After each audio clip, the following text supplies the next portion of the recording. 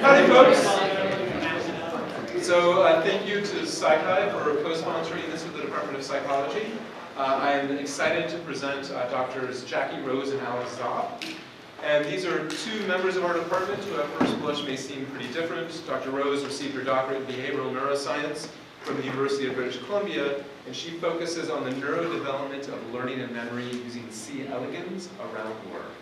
While Dr. Czopp, on the other hand, received his doctorate in social psychology from the University of Kentucky, and his research focuses on stereotypes and confronting prejudice. The thing is, though, is that in spite of these differences, they have a lot in common. For example, they both started at Western the same time, and they're currently finishing up their first decade at Western right now in this academic year. I say decade because it has a little bit more gravitas than 10 years. And I was going to try to get clever with some of these things and say that one of them studies a model animal that has only 302 neurons, and the other one studies a model animal that often behaves like it only has 302 neurons. And I was going to try to say something like, one of them is interested in how we confront people who act like worms, the other is interested in how worms act. But then I ran out of material pretty quickly, and I didn't have much else to go on. So both are passionate teachers, both are committed to the students whom they work and mentor. They have large, vibrant research labs. They regularly co-publish with students and take students to conference presentations. And honestly, Dr. Czopp and Rose are both colleagues who regularly inspire me with their energy, commitment, and passion. So please please join me in welcoming Drs. Rose and Czopp.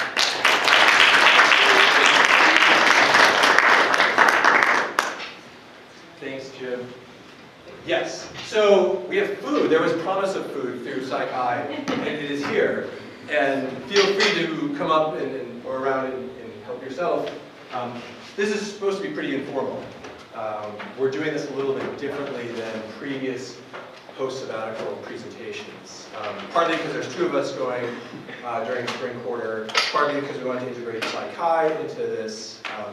And so you'll see from what we both talk about, it's a little bit different than some of the others we've sponsored in the department. So feel free, I won't be offended. Will you be offended?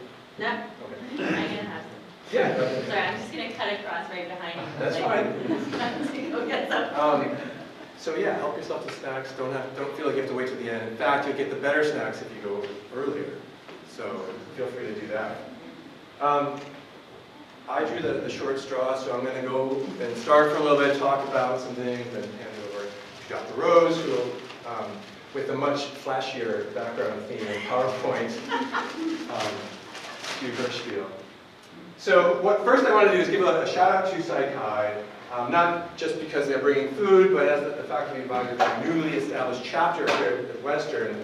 We had been inactive for some 13 years, and just last spring reactivated ourselves. So we have our executive officers here at Psychi who've done an amazing job this first year.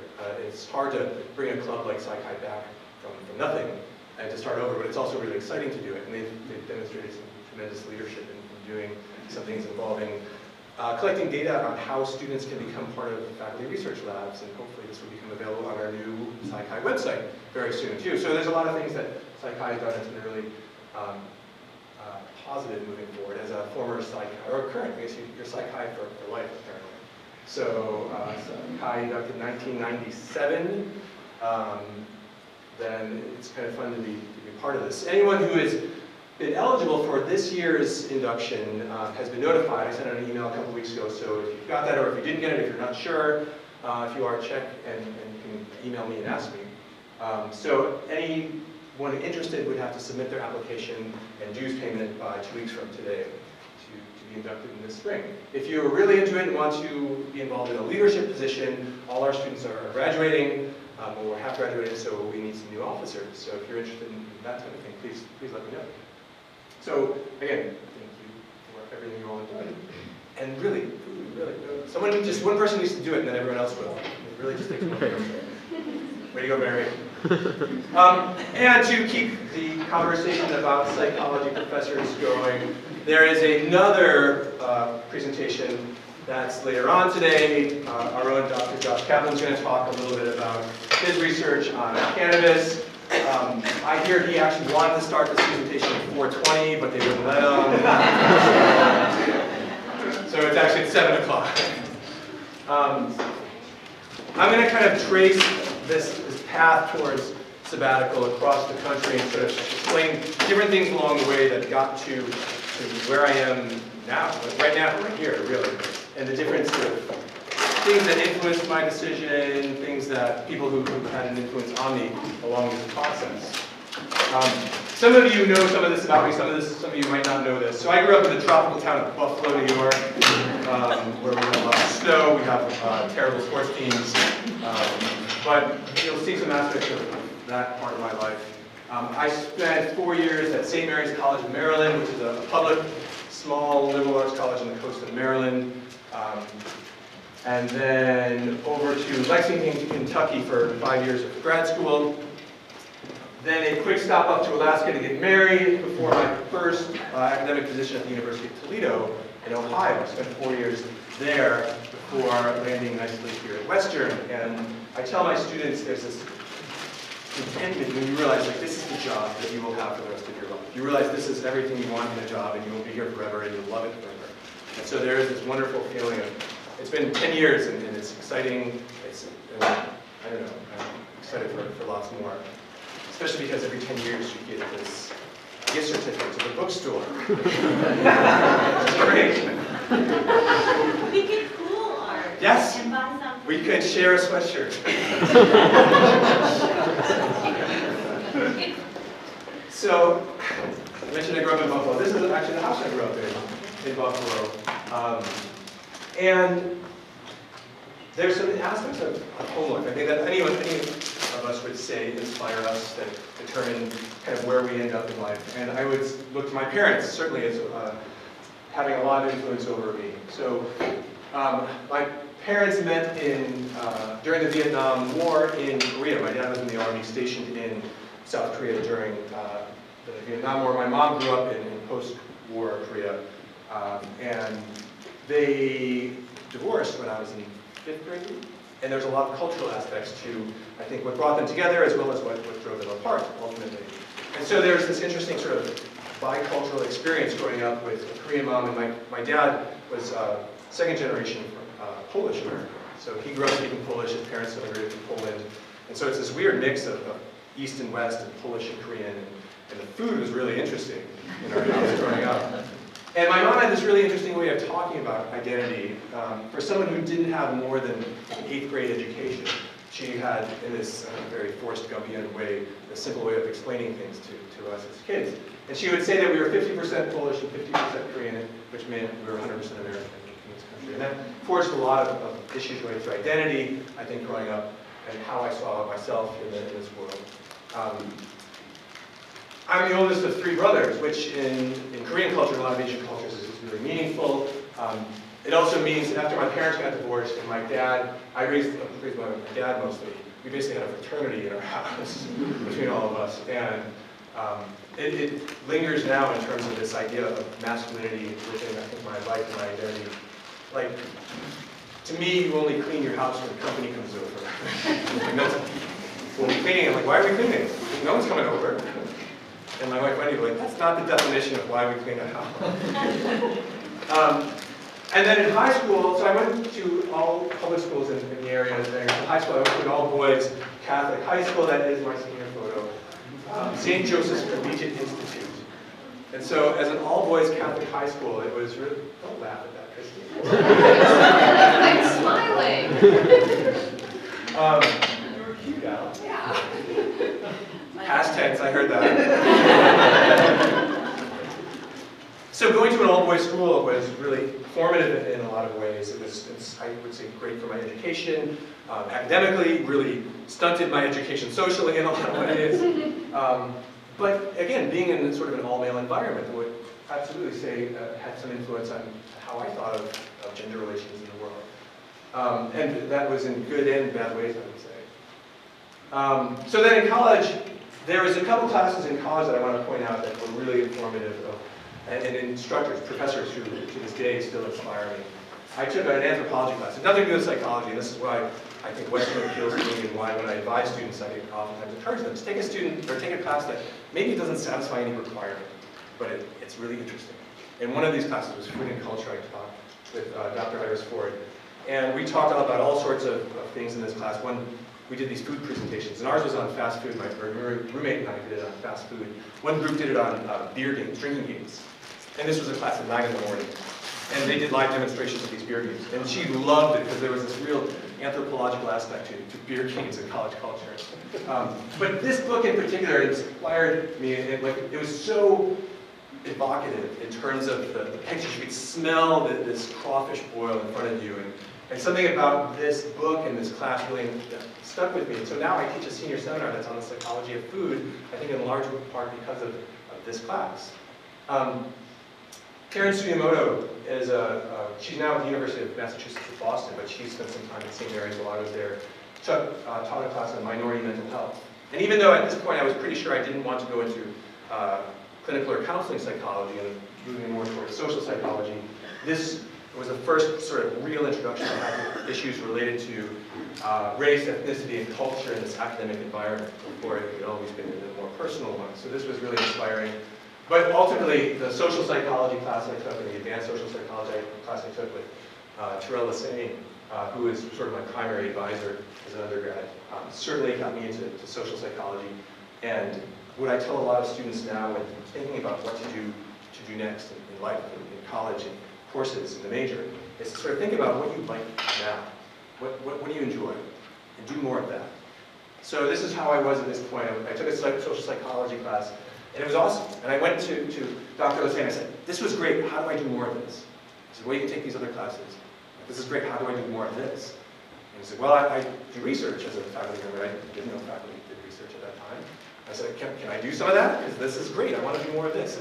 And that sort of advice stuck with me, and I think really helped in a lot of ways. And he did a lot of research at the time on gender, masculinity in particular, and academic achievement and academic goals and self-presentation strategies. So having just gone to an all-boys high school where you definitely did not brag about how much you liked school or how good you did in school, it was very much something you downplayed. This had a lot of interest in it that appealed to me. So he had this aspect where he tied in race and culture. So as a gay black male who was very smart and liked school his whole life, he had additional self-presentational concerns that he was studying.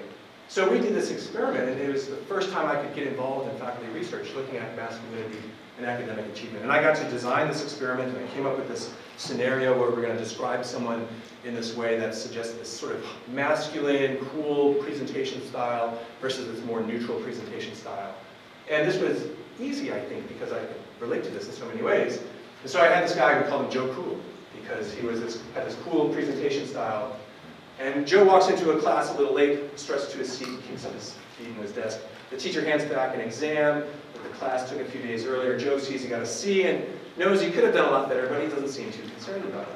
After class, some students who are nervous about an upcoming paper ask Joe how his paper's coming. He simply smiles and tells them that he's got it all under control. So it was this really sort of distancing yourself with being concerned about school, regardless of whether he actually was interested. This was a very cool way of presenting yourself in a masculine way.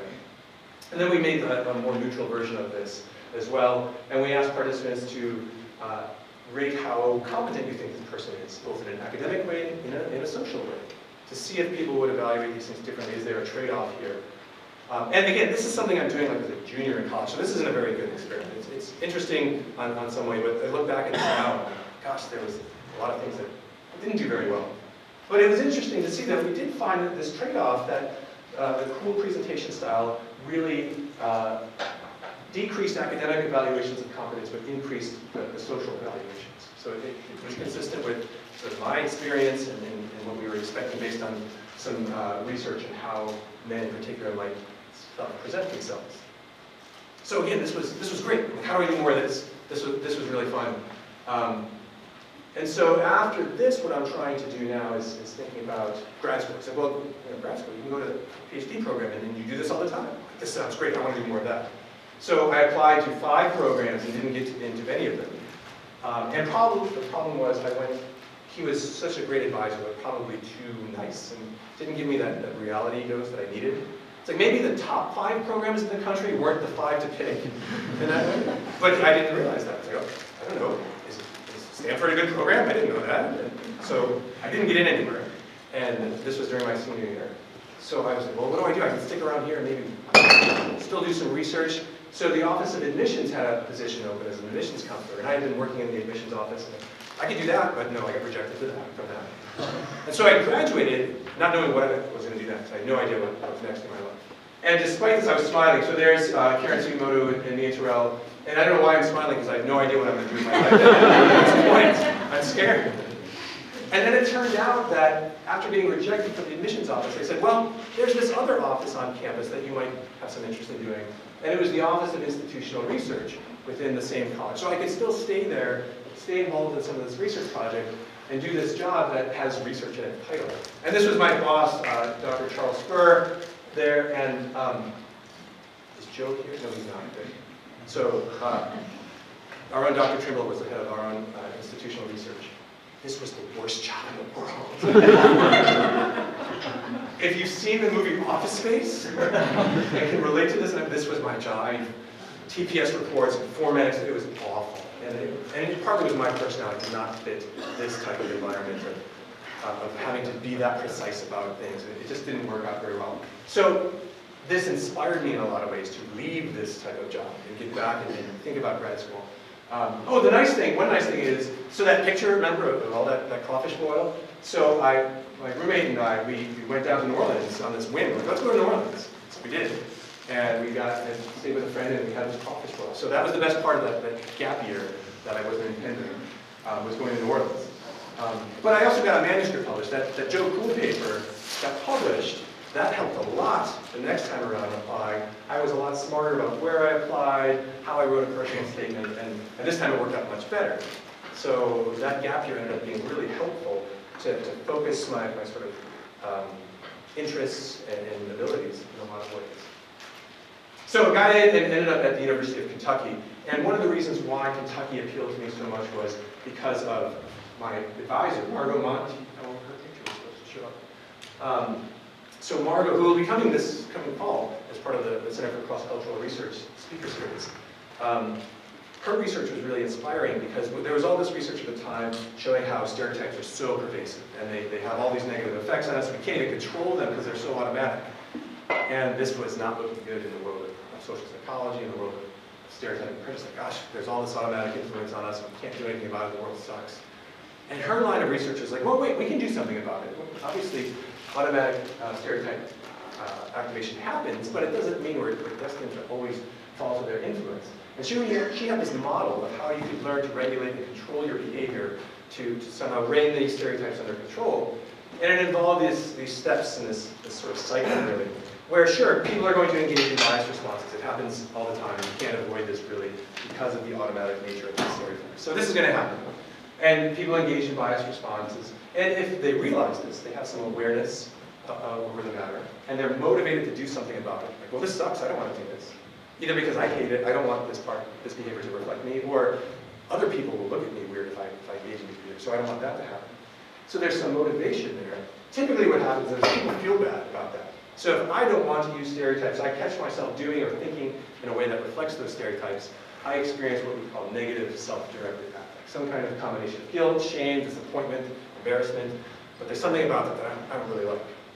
And that sits with people oftentimes. And they form these associations now about this situation they were in and the negative self-directed affect they felt. And that all comes together. So that the next time this happens, and they go through and stereotypes will be activated once more, they may, in this case, lead to a biased response, or they might not. Because last time, of all these things that happened, they can sort of pause and say, hey, remember that last time when you messed up? Don't do that again. You felt really bad about it. And so again, as long as you have the resources and the awareness to say, all right, I'm not going to do that, you can sort of change your behavior now, replace that biased response with something that's more consistent with your beliefs. So this was a really cognitively based model in how you could change your behavior that seemed, at least at the time, pretty optimistic. So this was a real inspiration for a lot of the research that I got involved in. And so I changed this a little bit through Margot's help to look at how this would happen through these interpersonal confrontations. Self-regulation really relies on people catching it themselves. They need to know, like, oh, I messed up, I shouldn't have done that. That doesn't always happen. We might say things or do things without realizing that they are, in fact, reflecting some degree of bias. So here's a way that we could at least do something about it, and that didn't have to rely on some of these necessary components of self-regulation. And so there's some things about this where you could address this awareness and motivation issue. It seemed like this really grassroots type of thing that anyone could do. You didn't need specialized training to be like, hey, don't say stuff like that, that's messed up. Anyone can do these things. But let's look at this and say, how is this effective? Why is this effective? What are the better ways to do this, to rely on some of these known psychological processes? And so part of the work I did that ended up being my master's thesis was trying to look at this, trying to see, can we get people to say things that could be considered stereotypic or biased and confront them about them, and then would they stop doing those things in a controlled experimental way? So we had participants complete an online task with someone they thought was a Confederate in another room. And as part of this task, they had to make these stereotypic inferences, or we induced them to do this. They were very likely to do this, and most people would. And then we either confronted them, but this Confederate confronted them, saying, hey, some of those answers are kind of biased. You should try not to use stereotypes. Or you'd say, some of those answers are kind of dumb. So again, something similarly negative, perhaps, or no confrontation. And we looked at a number of different things, but to see how this might change their behavior, we looked at how many stereotypic responses they would make before the confrontation, then afterwards, in a similar but different task, we looked at their stereotype use, and here we're seeing a clear reduction in the stereotype use, but only in this confrontation condition that involved a racial confrontation that addressed, hey, those are some possibly racially biased responses. And importantly, the degree to which they changed their behavior directly related to how much of this negative self-directed affect they felt. So the people who felt the worst after being confronted are the ones who changed their behavior more. If you didn't feel so bad, you weren't likely to change your behavior. So again, it suggests that there's some underlying process here that would explain why would people change their behavior. So again, there was a lot more work on that. But then my dissertation research sort of changed direction because of partly, I think, Peter Glick, who is a social psychologist at Lawrence University. And he's known for his ambivalent sexism approach to sexist attitudes. And the idea behind it, he came to Kentucky and gave a talk, and when you're in grad school, you oftentimes have to, chauffeur people who come give talks around. And I had to give him a ride back to his hotel, and we ended up in this really cool conversation about benevolent sexism and how positive stereotypes in general might seem positive, so telling women they're really warm and nurturing is positive on one end, but also implies that some amount of negativity to it that's unseen or unheard oftentimes. And so I started thinking about this in terms of my own experiences as a subject of positive stereotypes being Asian, how friends of mine who are black have these expectations of being really athletic. And so this ended up inspiring a lot of research that years later, this is a review paper that came out last year that I've done with some colleagues summarizing a lot of this research. And yeah, these positive stereotypes are pervasive and they're powerful in a way that negative stereotypes are a little bit different. But if we go back and rewind a little bit to my dissertation, then the idea is how can we see this happening? What are the ways in which these seemingly positive stereotypes and compliments can emerge, but actually backfire and not be so complimentary after all. So we had black and white participants watch a video of a black and white actor engaging in this sort of impression form. They're getting to know each other as part of this, in this video. And at one point in half the conditions, the white actor compliments the natural athleticism of black people. And you can see by the context of this video that it's truly meant to be a compliment. And he really thinks this is a nice thing to say. It's friendly, I'm just being, engaging in this conversation. And then we're asking, again, these black and white participants, what do you think about this person's likability? Do you like this person very much? Is this realistic? We wanted to make sure, this wasn't just something in my head that people make these comments, that our participants would agree that, yeah, people say these things. And is this a good approach for improving race relations, these types of conversations in general?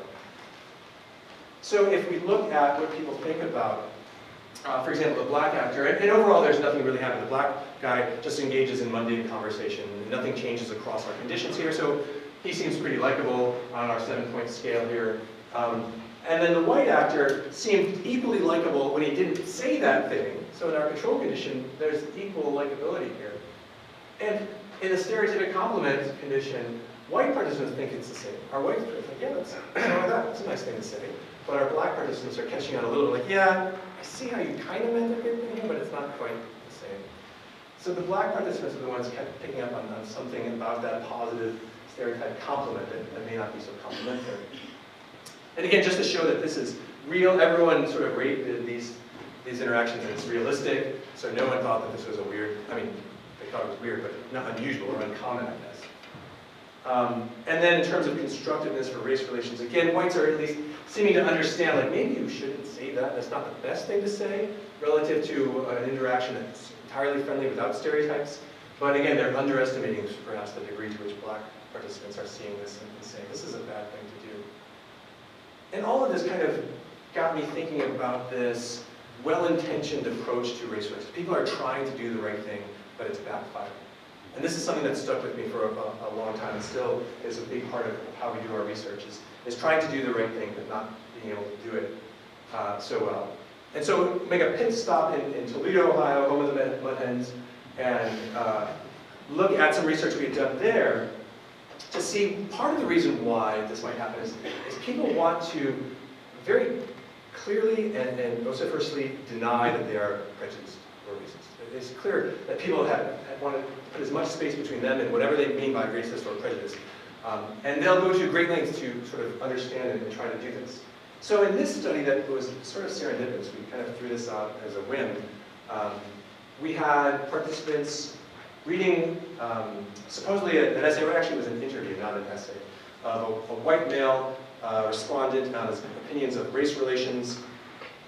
And in this excerpt that they're reading about, we have this well-known disclaimer that some people might use. I think our country has come a long way in how we've had to deal with race relations. Half the time they heard him say, I'm not racist, but, and then goes on to say some things, but black people can be so loud and obnoxious when they complain about how everyone and everything is racist. But I'm not racist. And then the other times, that was just omitted. So, 4.5 words, if you count the contraction there, is the only thing that was different between these conditions. And we asked our white participants and our black participants, how much do you agree with what this person is saying? You see, overall, whites are agreeing more than blacks are, but the effect of this disclaimer was really interesting. So blacks sort of are doing what you would expect if someone says things like this. Like, no, you're disclaiming this I'm not racist statement and saying, so this makes it worse. I disagree with you even, or agree with you even less. But for whites, it's in some ways boosting their agreement. That this establishment of I'm not racist, but. And it was really curious and puzzling at the time, why would this be happening? Why would this disclaimer be effective for some participants in being able to sort of say, yeah, I'm not racist either, and I believe that, so okay, that's good. We're all not racist then. Perhaps as a way to justify some of these feelings that they're having. It's also a good example of why not to do things on a whim, too, because this is something I did right when I left Toledo, came here and tried to replicate it with different procedures, different samples, and did it in different ways, and I couldn't get it again. So I'm showing it here in some ways as an example of this, because this was something that looked good, let's do it again. And I couldn't do it again. And I presented this at a conference at first, I'm like, oh, this is cool, and then I was like, oh, I gotta bury this. There's nothing here. And it was disappointing because it was kind of interesting. But I don't know, a good example of why you replicate. So then, to kind of get back to Western eventually, some of the things that were interesting and again, still reflect some of the goals we have in our lab, has to do with how this happens on college campuses. How do we deal with issues related to race and ethnicity, particularly when hateful, controversial events occur on campus. And so this was particularly prominent a couple years ago as they emerged on campus, or at least were publicized on campus within the last couple of years. And there was this curious phenomena that you might have noticed when these things would happen. People, especially those in positions of authority, would use this phrase over and over again. This is not who we are. So it's a very easy thing to distance yourself. Like, this bad thing happened, this is not who we are. So it happened with the University of New Hampshire, other places. This is not who we are at Alabama, this is not who we are at Central Michigan, this is not who we are at UVA, this is not who we are at St. Paul. This is not who we are. Yet it keeps happening. So clearly it is who you are, because it keeps happening. But why this need to say this, like this is not who we are? And it struck me to kind of oversimplify things a little bit. What I wanted to do is take all the research and lessons, the great training I had from grad school and before then, and look at these questions of how can we learn to reduce prejudice within ourselves, within other people's, but within these worlds we're in, different worlds. And this was a big shift coming from, say, Kentucky to Toledo to Western to Bellingham. They're very different worlds in a lot of different ways in terms of how race relations are talked about or not talked about. So this was some of the things I wanted to do, and it struck me that there's a few things that kept coming up. Most people know that prejudice is wrong, right? And we can generalize this to not just racism. We can talk about all sorts of prejudice. Most people acknowledge that prejudice is wrong. Most people also know that they're not prejudiced. Prejudice is wrong. I'm not prejudiced. When I teach my class on stereotyping and prejudice, a common reason for why some students, not all of them, would take this class is, I want to learn why other people are prejudiced. Like, okay, we'll get to that. But that reflects this way of thinking, I think, of how other people are prejudiced. So most people know they're not prejudiced, but at the same time, most people don't know what prejudice is. We have this idea of what it means to be a racist. And as long as I keep that prototype in mind of a racist, I'm not that, so I'm okay. And so I think trying to understand more about what this thing is of prejudice, how it sort of touches all of us was a big part of what I wanted to do in Sabbatical. So one of the things that got me closer in thinking about this was this idea of cultural humility.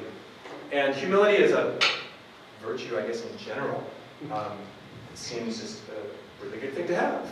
And in the context of race relations, the idea that you would acknowledge your own limitations and realize that you are not necessarily an expert on this and you're not perfect in this way, so stop trying to think you are. And certainly don't tell other people how not racist you are. So by acknowledging your own biases, this requires some level of introspection that's likely to elicit some discomfort, and you've got to sit with that, and you've got to be able to say, like, I'm not perfect in this way, and that's what humility really is. And in doing that, that's going to have some benefits not only intrapersonally to yourself, but interpersonally. Other people will recognize, hey, you're actually taking a deep look inside yourself, and you're trying in a way that other people might only be performing. So this was something that we wanted to look at in this context of humility. In a sort of early study looking at doing this, we had participants, in this case, ethnic minority participants here at Western, read an excerpt of a white student's essay reflecting on her experiences related to race, to the extent she considers herself to have racial bias. And the essays were very, in one condition, it was a very sort of colorblind denial of prejudice. Like, I'm not prejudiced because I don't think I see color. Like, I think we should avoid seeing color, and that leads to problems, and I don't sort of pay attention to those types of categories, which is impossible. This well-intentioned denial is what we were after, because I think this was, again, what a lot of folks were doing. They wanted to distance themselves and say, I'm not racist, and I'm definitely not, but in a good way. Like, I'm not, this is this well-intentioned attempt to say, I'm one of the good people. I'm definitely not one of the bad people. Versus this sort of more open acceptance and acknowledgement that says, I might be one of the bad people, and I don't like that, so I'm going to do something about it, but I'm at least thinking about that. So we had these essays that reflected these types of sort of mindsets, and then this again, minority participants, students of color, responding to these, and they felt like all of these were roughly common, or equally common at Western, This is on a 6-point scale, so it's a little bit above midpoint here. So they're all fairly common, which I don't know how I feel about, because they're all similarly common. This acceptance acknowledgement one is the only one that led to sort of the increased warmth. We see here again that this denial, however well intentioned, is similar to the colorblind denial among these participants. And then in terms of how much this person understands race relations, you see this sort of difference across all three of them. This acceptance and acknowledgement suggests that you get things a little bit better, certainly than someone who's thinking in colorblind terms, and certainly better than someone who's saying they're not racist. Which some might find counterintuitive, that actually admitting you have racial biases makes you more understanding, more competent than someone who is denying any sort of racial bias at all.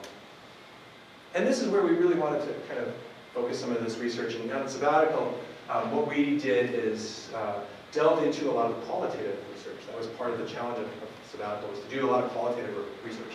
Not give people surveys, and here's an essay, read this, and give me some numbers. To do some qualitative research, which is so hard.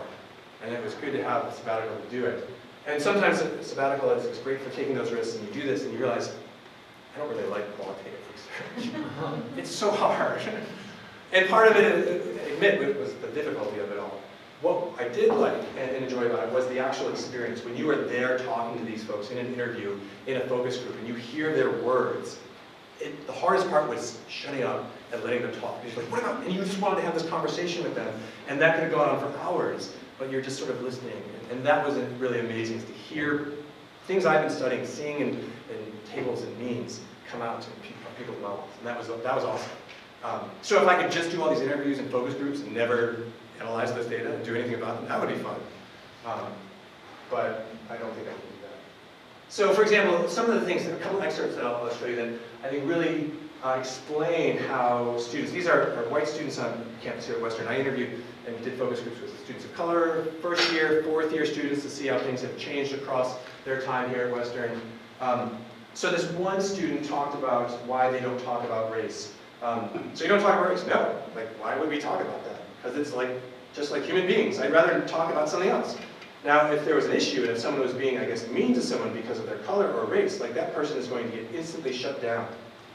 And you saw in these examples people saying, I don't feel comfortable talking about this because if I say the wrong thing, someone's going to essentially confront me, say I'm racist, and it's going to be terrible.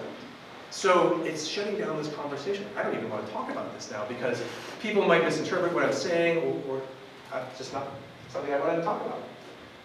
Someone else wrote or said, it's just kind of interesting in this political climate. It's very polarizing. And I think it's very different if you went back like 5 years ago. It was like racism and race in general was just a taboo subject. We weren't extremely pro-diversity, but people weren't extremely racist either. I don't know what that means, but now since this whole movement began, suddenly people are feeling forced to be either openly racist, where you can't say anything, or extremely as unracist as you can be. And there's this divide, like you're either racist or you're this martyr, and there's nothing in between. And again, this seems like the wrong way to think about it too, because most of us are in between, and you're not one or the other. But this was sort of the environment that Westerns perhaps have fostered, is we've got all these people who feel so strongly about this, but boy, they just don't have the insight perhaps that they need to have this humility. And so then anyone else who's not in that camp is cast down in this negative way. And so really this is where we went from this Sabbatical, taking this qualitative data and saying, all right, what can we do next? And what are the different ways? How can we keep this idea of reducing prejudice in these worlds? So that's actually a teaser, because that's all I'm going to say about the research. So that got me up to this point. This is some of the research we're doing more. Come to PsychFest if you want to hear more about some of these things we're doing too. The last thing I want, oh my gosh, I went way over time. Why did you? So, there should be a clock back here. It's not. So, what I also want to say at Sabbatical is what you do on Sabbatical is you do what you say you're going to do, of course, most of it. But you do other things. There's some real benefits to being an academic. So, for example, my wife was starting out a business. She's a clinical psychologist in town. She started a new business. And I was able to help by being home with the kids more, for example, because I was on Sabbatical. And that's a perk of this job that I will gladly take. I got to see my dad. I went down to Florida before a conference and spent a couple days visiting my dad down in Florida, which is rare. He lives in Florida. I don't get to do this. And he immediately put me to work mowing the lawn the very first day I got there. I was like, oh, great, you're here, mow the lawn. Thanks, Dad. I visited an old grad school friend who lives in Athens and teaches at UGA. Went to Hawaii. You go to Maui on the kids' spring break because it doesn't overlap with our spring break, as we all know. Could do that. My brother turned 40, so we went to Zion National Park and got to do that. I got to do that during the school year, otherwise I'd have been teaching. I was able to do that. WPA was in Portland, so our lab got to go to WPA and hang out and present a lot of this research while in Portland. And that same roommate who went down to New Orleans with me, took that class on food and culture, came to visit, and we hiked Oyster Dome, and I got to show him the Northwest, so it came full circle. So that's it. I'm really sorry, Jackie.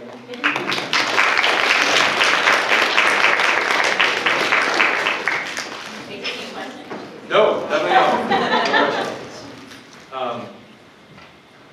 questions. If you need a refresher for food, go ahead and grab some food. If you need to leave early, I mean on time, but early in my talk.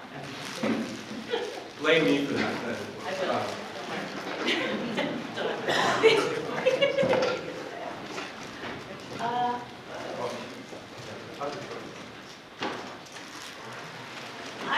so the joke of it is, I'm like, no, you go first, because I might go over. And I'm like, oh, it's fine. I only got like 15 slides. It'll be easy. And I'm really happy to go second, though, because I was happy to hear about some of your backstory. So I grew up in a sorority household, all female. As far as cleaning, we didn't clean. We hired someone for that. I don't know what's wrong. What else was that came up to mind when I was thinking about your past? Let me think. I'm not really sure now. Whoa. How come? Whoa. I would love to show you all at once. Okay, so I'll tell you what I'm going to do. Hopefully all of these slides are going to work, but if not, they are going to work. I just was worried about the animation. What you're going to see is, especially if you can stay for the whole thing, is sort of my trail to sabbatical. It's a cross species for sure. The common theme throughout is that I've always been interested in mechanisms of learning and memory. But I'm going to try to sort of sprinkle in tidbits of things that I encountered as an undergraduate or as a graduate student that are maybe a little more unique to my experience. I will say that, so it's interesting you talking about bias and prejudice, because recognizing that I'm underrepresented minority is kind of new for me, and I'm kind of old at it. So to come in at this later in life is really interesting, because then it's forced me to reflect, and you'll see in some of the slides, where things that I didn't pay attention to before were kind of like, oh, that's what was going on. Because for me growing up, I always felt like there was a different set of rules for me. I was always the exception, and sometimes I took pride in that, like I was just exceptional, and sometimes I was like, what? Why me? And I've always found that I could just never fly under the radar. Like that was kind of the central message. And so when I went to university, when I started my undergraduate degree, my initial intention, you're going to laugh. Well, maybe you won't laugh, but my initial intention was to finish a degree in psychology and go into the preparation to become a minister. People who know me, that's why I laugh. Okay. Which is also kind of counterintuitive because I took a gap year as well right after high school, though mine was right after high school. And I worked as a temp, so every week I would go to a different kind of office, and I got to see what it looked like to work as a lawyer, and in an oil company, and as an executive in an oil company, and in an insurance company. So I got to see all these different kinds of careers, and decided I didn't like any of them. So I'm definitely going back to school. But the other thing too, I don't know if you did this in your gap year, maybe you did because I saw the pictures, but it was also a period of time where you just tried to see how drunk you could get the night before work, and then like go and be functional. So And then I went to school to become a minister. Okay, so that's how. Okay, so third year. I'm in third year university, and word goes out that, oh, the government has these fellowship programs that you can apply for and to do research full-time over the summer. And what you have to do is you have to contact a professor or a researcher basically on campus and get them to, it's like a combined application process. And so I approached my first supervisor, who I'll show you in a second. Oh, here we go, history of learning. These are all the model systems I've worked in. So the first one you're going to see here shortly, this is the Linnaeus technologies. They're not this big in real life. They're really cute though, because these shells, they'll pull over their head, and so they look like a little puppy dog, right? Because the little ears come down, and I'll show you some more details about them. Couple turns in rat labs until I developed a really awesome rat allergy, which helped me find this animal, so I could study learning without the anaphylactic shock. And then I moved on to dissociated hippocampal neurons as a postdoc. So I'll walk you through all of that and introduce you to all of the characters. The first one being this guy, third year, undergraduate. I asked, do you have room in your lab? I'd like to be a volunteer. He said, sure. So Ken is a special kind of guy. So remember, this is my first undergraduate experience. When Ken was a graduate student, so this is the story, in 1974, Lukoviak and Kandel, like Eric Kandel, argued at a small conference held in Newport Beach, California, and Kandel told Lukoviak that his results were all wrong. Later, Lukoviak gave a talk and found himself being grilled about his findings by about 20 of Kandel's co-workers. He had said to a panel that, well, including the suggestion of one of Kandel's colleagues that he would be better off working on a different problem because he was just delaying the Columbia team's research by making it repeat experiments. To this, Lukoviak simply replied, F you. Very academic response. So for those of you who don't know who Kandel is, Eric Kandel won a Nobel Prize 10 years ago. So to be able to say these words to a Nobel laureate, as a graduate student giving a data presentation, you can imagine how influential this person might be in the development of my future career and aspirations. Okay, so I went to Ken and I said, do you have room for me in your lab? Can I volunteer? He said, sure. In order to be productive, you probably need to volunteer about 20 hours a week. I said, okay, well, I work full-time on weekends. We're on the semester system. I was in 5 classes, so I was in classes 9 to 5. I said, I can only give you 4 hours a day, 5 to 9 in the morning. And he was like, that's fine, I get here at 5. Okay. So for 4 months, Monday through Friday, 5 to 9 in the morning, it was just me and Ken in the lab. And I love telling students that story because I always hear, I don't have time, and I think, yeah, I hear you, not really. So, the other thing about Ken is that you really had to be willing to put your money where your mouth was. So he, if you had a complaint about something, and I'm about to reveal my age with this story, but our university was going from paper registration to telephone registration. Okay. Telephone registration was a big deal, and it was very cumbersome and confusing, and I was complaining about it, and he said, well, you should call the president and tell him. And I was like, you mean the president of the university?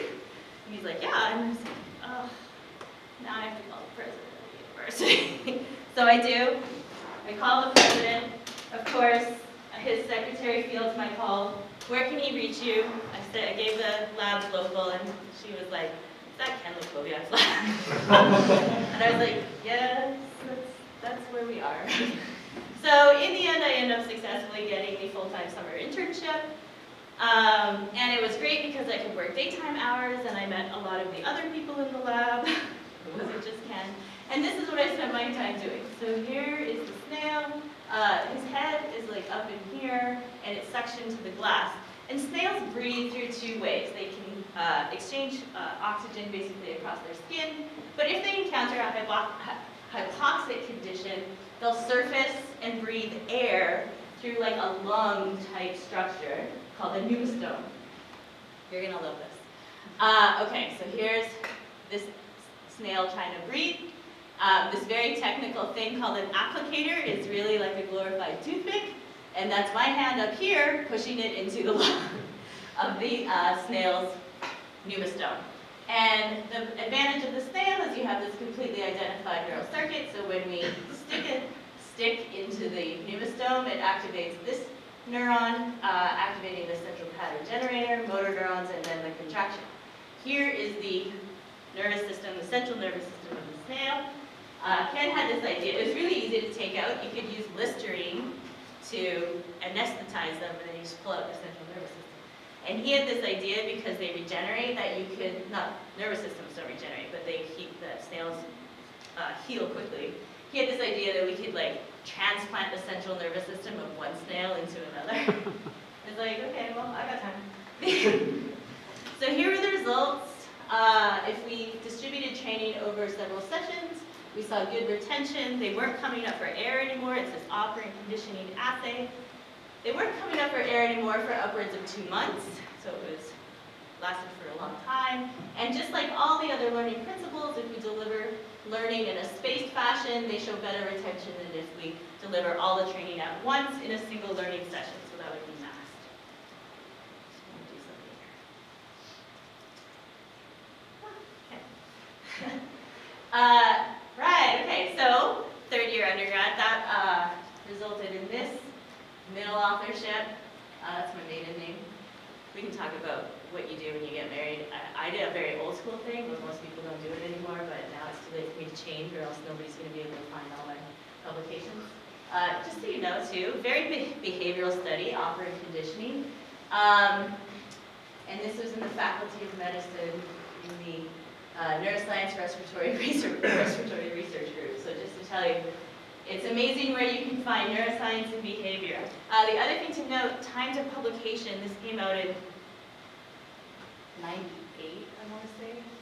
And by that time I was already in my master's. So I didn't get to use it to my advantage, but it did help later on. And I also got an honorable mention in the Jane R. Sy article that this data went into. Okay.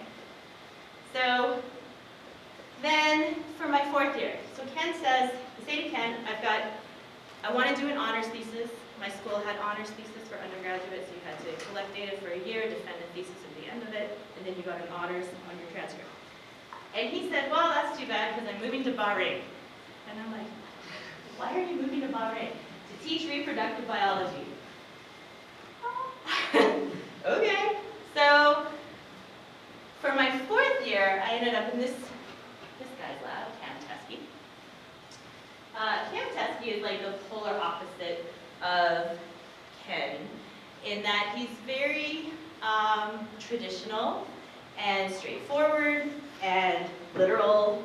There isn't a lot of dares going on in the lab, not a lot of mystery, but a lot of really good lessons. He would say things like just out of the blue, give advice, never be alone with a student in your office. Okay. Don't ever go into an elevator with only one stranger, never the two of you in the elevator.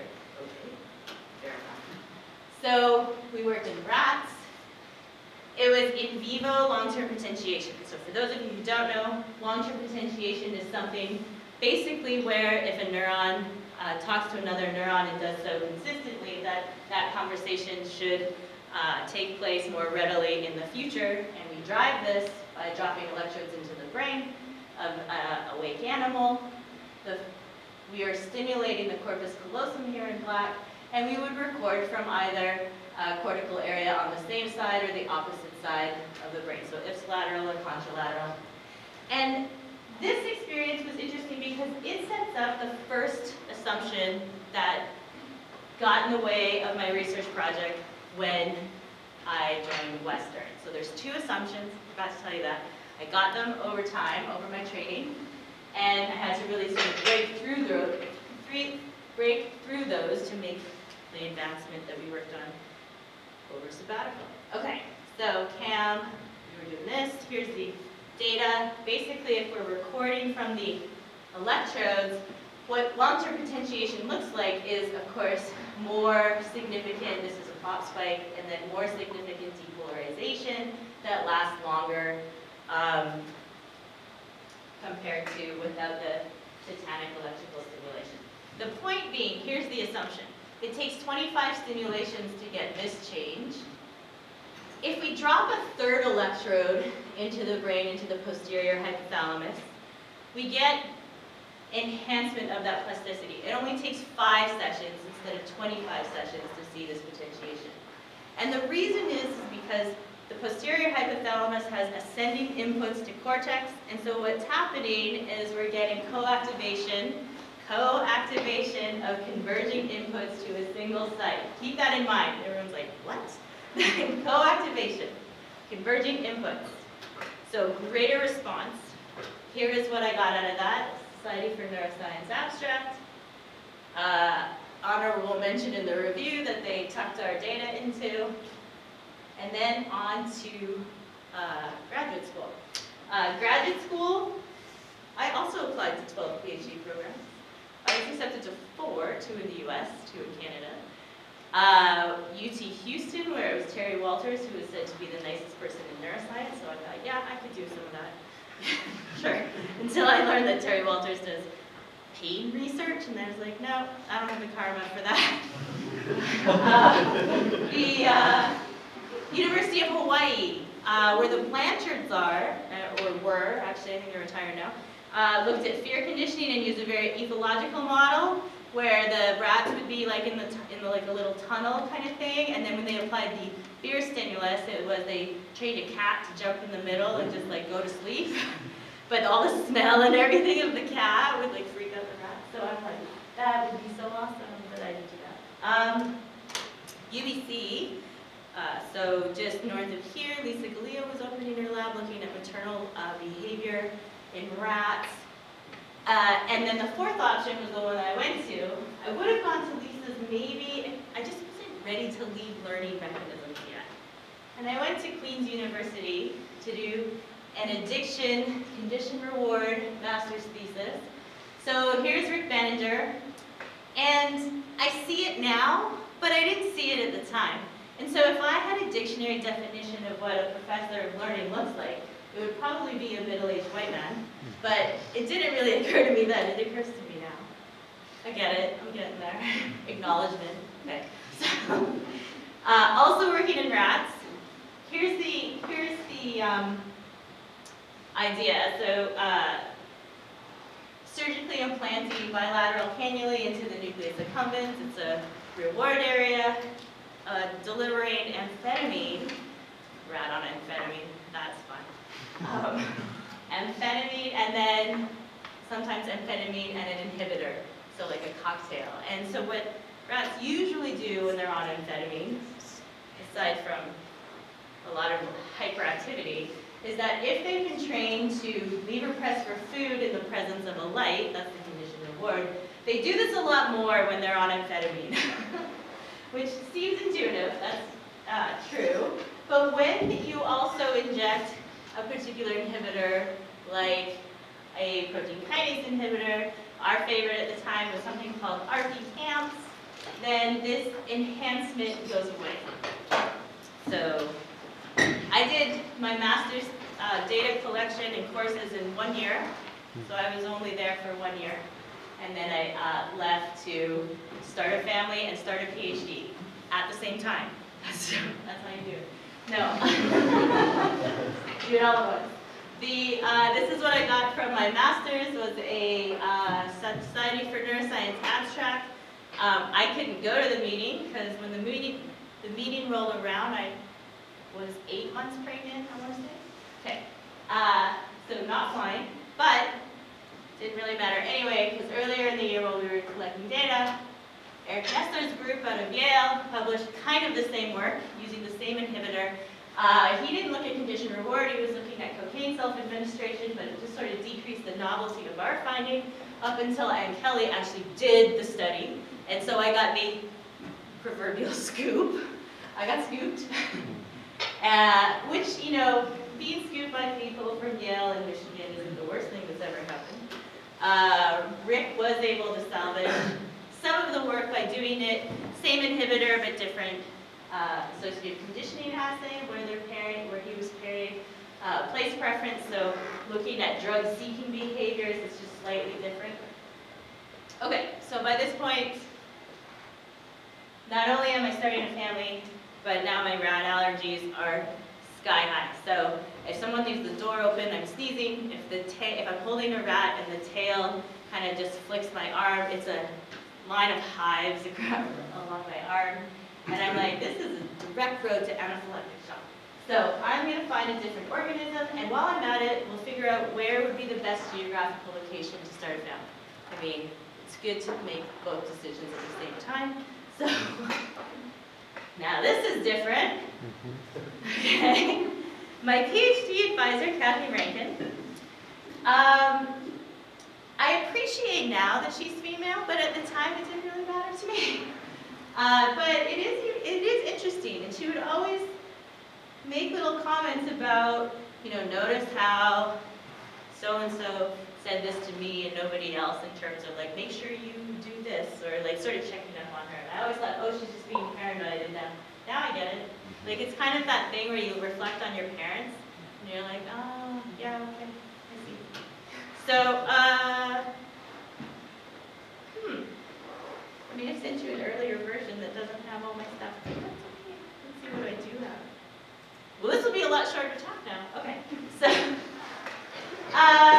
in this lab, still looking at learning mechanisms, but now obviously in a very reduced model. So 302 neurons, as Jim pointed out, which means that we can look and make predictions about what's happening at particular subtypes of neurons as well as individual neurons. Our circuit of choice, if you will, at that time was the locomotor circuit. And so here, now think about this for a second. We have billions of neurons. Here's their 302. And here are the 5 individual, well, there's actually, these are pairs and these are pairs. So 2, 4, 5, yeah, no, that's 5. 5 individual neurons, these 1, 2, 3, 4, 5, that signal a mechanosensory stimulus. Okay? So 5 neurons. And they make contacts with these interneurons, and a lot of things go around and around here in terms of signals, and then backward or forward movement is generated. If you deliver a mechanosensory, so that's a touch stimulus, if you deliver to the head, the worm's going to go backwards. If you deliver to the tail, the worm's going to go forwards. If you deliver a non-specific mechanosensory stimulus, so that all of the mechanosensory neurons are activated, they preferentially go backwards. So all of our data, which now you're not going to see any of it because it's not in the talk, which is fine. All of the data we used, or we measured the size of these reversal responses. Its work was a lot of other things, but we used one single measure to look at memory over time. And what you would normally see, for instance here, was going to be a graph of showing long-term memory was specific for space training and not mass training, and the number of trials that you engage in for training increases the amount of retention. Okay, so we developed a new training procedure for looking at long-term memory in C. elegans. Once this is done, this is how it's done in most invertebrate learning labs. That's a thing, invertebrate learning labs. Okay. Once you have the initial paper that says this is how we're going to do it, then the rest come easy. Okay. We find some really interesting molecules, we find some interesting conditions, we look at development, we look at neuropeptides. I'm middle author on this one because that's what happens when you leave the lab, right? Someone else takes over the project and makes it their own. This was my 5-chapter PhD dissertation. Everyone said, oh, your dissertation is going to be so easy to write. You do a general introduction, a general discussion, and you put your 5 papers in the middle, and you're like, done. And I was like, yeah, that sounds great. And then Kathy was like, no, I need you to rewrite it because I want to put your dissertation up for an award. And I'm like, you want me to rewrite all 5 papers plus an introduction? So I did, and I won. But I still was like, come on. Okay. There was definitely a gap in my understanding, though. That's what came out of my PhD, and that was I really didn't have a good sense of who all the players were for neurons involved in changes due to experience. And so for my postdoc, another very different look, I went 2 doors down to Anne-Marie Craig. Now, I was kind of fortunate because Anne-Marie had just moved to UBC, and I was actually looking at her lab. She had come to UBC and given a talk. At the time, she was at Washington University, so in St. Louis, Washington. And then we poached her, which was great, because then I was like, well, now I can really join her lab because I already live here, and I don't have to worry about moving to St. Louis anymore. For those who don't know Anne-Marie Craig, and this might be a testament to gender bias in the field, because there are a lot of big players in synaptic plasticity and excitatory signaling in neurons. So names that will probably mean nothing to most of you, except for maybe 2 people. But Rob Malenka, Rob Malinow, Rick Hugenair, all of these people are co-authors of hers. She actually developed many of the culture techniques. She perfected lots of different types of cultures. She helped characterize where glutamate receptors are expressed on cortical and hippocampal neurons. She helped characterize how GABA synapses are composed with the presynaptic Geffen component across the synapse from it. She was also responsible for identifying orexin, which was the presynaptic binding partner to neuroligand, and that's how we get synaptic stability. So she is quite well known in her area for molecular biology. She does a lot of electrophysiology and imaging. However, she also did behavior as in her early days. She did eye-blink conditioning in rabbits and looked at how it changed hippocampal neurons. And for the 2 people in the room who care about this, she was in Daniel Alcon's lab when she did this, who was a direct competitor that's documented in Explorers of the Black Box, published in 1986, which is now out of print. He was a direct competitor with Eric Kandel. So it's kind of interesting that I am a descendant, if you will. In my pedigree, I'm a descendant from 2 battling people. Okay, so I'm the middle ground. Oh, and the publication that came out of that experience was this, which was nice. To have a first author neuron paper and a preview by Kong Shen at Stanford. Lovely. So, the 2 assumptions, things I picked up along the way that kind of screwed me up when I got to Western, and I wanted to start my own research program looking into mechanisms of learning. Okay. Oops, that was fast. I was going to show you a worm, because my goal when I first got here was I was going to identify, describe, characterize molecular interactions happening in dissociated hippocampal neurons in my lab, and then validate them using behavior of the worm. That wasn't at all ambitious. I was basically going to try to do 2 lab programs in a single lab at a primarily undergraduate institution. No big deal. So here are the 2 assumptions and the 1 hypothesis that was driving my learning research when I first got here. I didn't want to directly compete with Kathy Rankin over habituation. 1, because I don't have PhDs and postdocs to directly compete with her. And plus, I felt like there was a lot of really interesting questions that weren't being asked because there's nobody interested in the psychology of a worm, even in the worm world. So, here's the first assumption. Actually, before I tell you the first assumption, the goal is, instead of habituation, let's look at associative conditioning, the age-old question, how does associative conditioning take place? Is there anything new to find out? Turns out there is, and I was too blind to see it until about, 8 years in, okay. So 2 assumptions. 1, remember, converging inputs. So if I co-activate 2 inputs, it should follow that the receiving neuron will become more excited. My assumption is that that receiving neuron should become more excited, and therefore I should see a larger response. Okay, so here, I'm going to map this onto here. The assay we do is a mechanosensory vibration stimulus, and in this condition we would pair that stimulus with a blue light. We take advantage of the worm neurocircuitry because we know the neurons that are getting activated by their stimuli and the sites that those inputs signal to, so the receiving neurons that benefit from these inputs. And then we test by just giving the mechanosensory stimulus, and my expectation is that this is going to produce a larger response. The other assumption is that the response is going to be a reversal, because it's a mechanosensory stimulus. And from my PhD, I knew that generalized mechanosensory stimuli typically resulted in reversals. Oh, I hope I have data here to show you. Oh. Okay, so here's where the data would have gone. It was the old data anyway. But basically, for years, I have been, students have been from my lab presenting posters on reversal magnitude. I'm looking at the blank thing. Students from my lab have been presenting posters on reversal magnitude, maybe reversal speed. They were finding significant outcomes, which was great, and I probably could have just kept going with that, except students kept coming to me saying, I don't think this accurately reflects what's going on.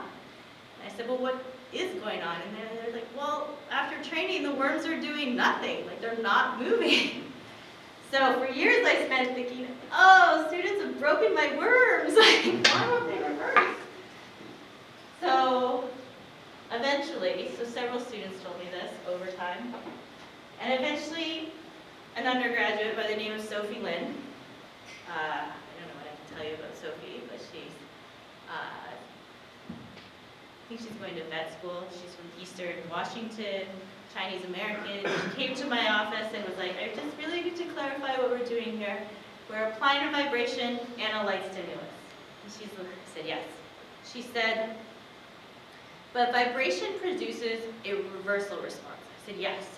She said, but generalized light stimulation, and it's blue light, so shortwave light, she said, generalized light stimulation produces a forward response. And I was like, what? I'm like, yes. And then I'm like, wait, what? Say that again? And here's the thing. Okay, here's the touch circuit.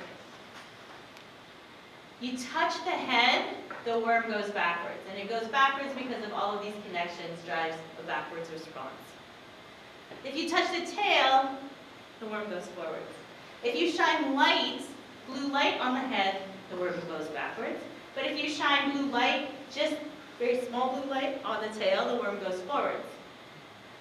But if you do the generalized stimuli, for light, the worm goes backwards, for light, the worm goes forwards, and for mechanosensation, the worm goes backwards.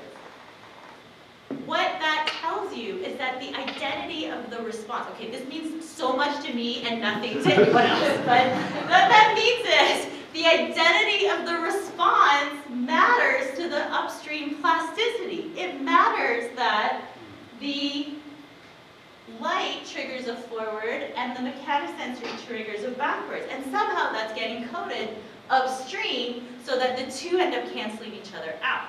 That's why we get these long pauses after we introduce training.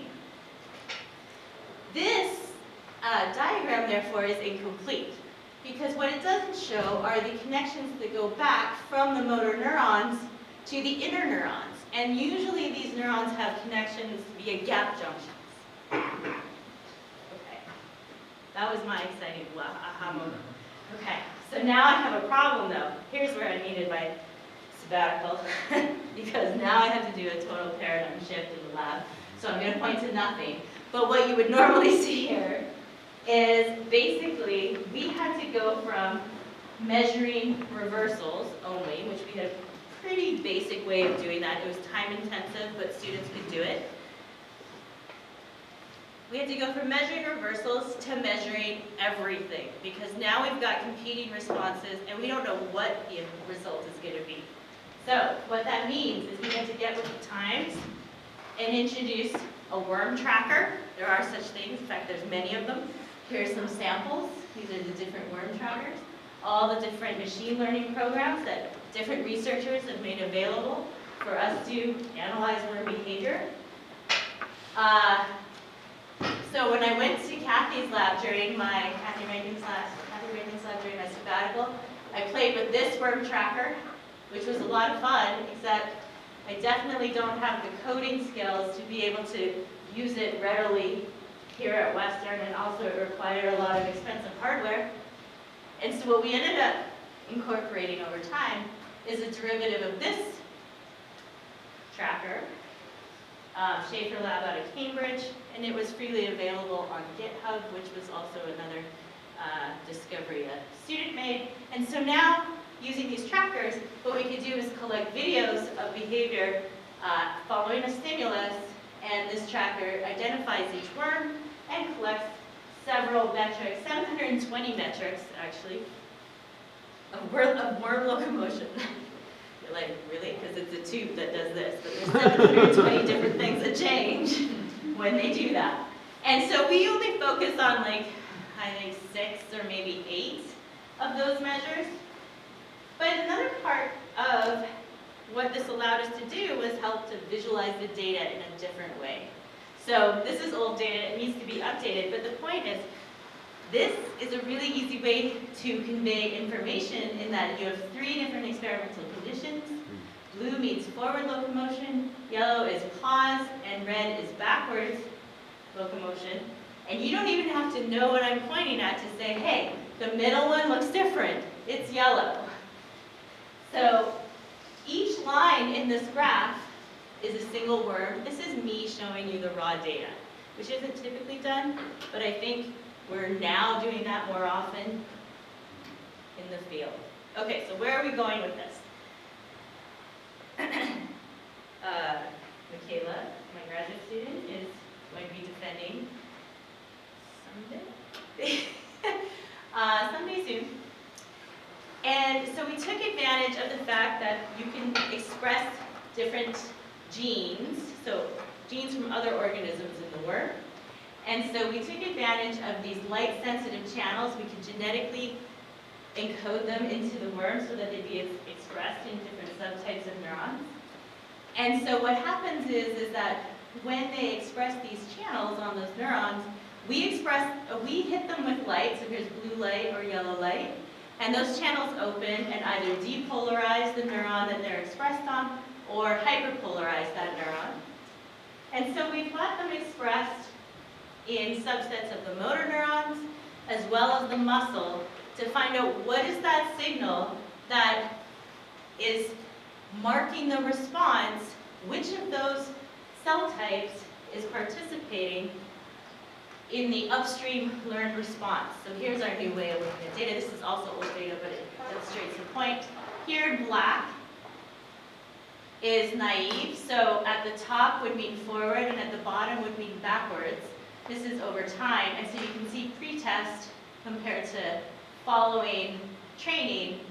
Naive isn't really changing so much in terms of they maintain that pause behavior. So middle means pause, basically. But what you can see is if we turn on cholinergic motor neurons or if we turn on GABAergic motor neurons, at the same time that inputs are coming in together, so during conditioning, if we turn on those motor neurons and basically inhibit the response, we're getting weird non-association happening. We're blocking the learning. And then in yellow, that is that channel expressed in muscle. Sorry, I can't breathe, so slowly I'm becoming a mouth breather here. Okay, last slide. Because the best part about this is that it's robust. Students have been telling me for years this is what's happening, and now we can measure it, and we can measure it in a reliable way that's unbiased, because of course it's machine learning that's giving us our data. And so that meant we were able to come in, we look at original data in a lab class. This is 24-hour retention, and we used that pairing of the stimuli and then measuring using that program and found consistent, so this is naive here, anything that, we call this the middle finger phenotype, anything that's giving you the middle finger is telling you they don't remember. Okay, so here's control, here is a GLOR1 mutant, and it gives you the naive after you've excessively trained, so it seems like training is helping the recovery of the response, but not the learning. Here's a hurdle 1 mutant, it's an E3 ligase. which is involved in ER degradation of proteins, and the protein it likes to degrade is this GLOR1 protein. So it seems to be necessary for long-term memory. And NMR1, we're updating those right now, but that doesn't seem to have a role. And I have an interesting idea as to why that might be. But anyway, let me bring this, because he went full circle, I'm going full circle. Here we go. The data I just flashed just means there was no difference in response. It's fine. It's like the null data. So full circle, there are always going to be people who have a different set of rules for you, right? These are the lessons I learned from being in the lab of a maverick, who I say was Ken and Kathy and all of these people. Sorry, I just need to breathe for a second. I can't breathe through my nose right now. But if they don't value your input, if they don't value your contribution, that's not a measure of your value, and so don't give them that, okay? And then also, doesn't matter the department or the species, what's important, what drives you to do research and do this kind of job is the question. And I think both myself and Alex kind of demonstrated all the different curves and stuff that our paths took in order to get us here. So with that, I mean, and everything else is just backstory. It's kind of fun, good pictures. Thank you.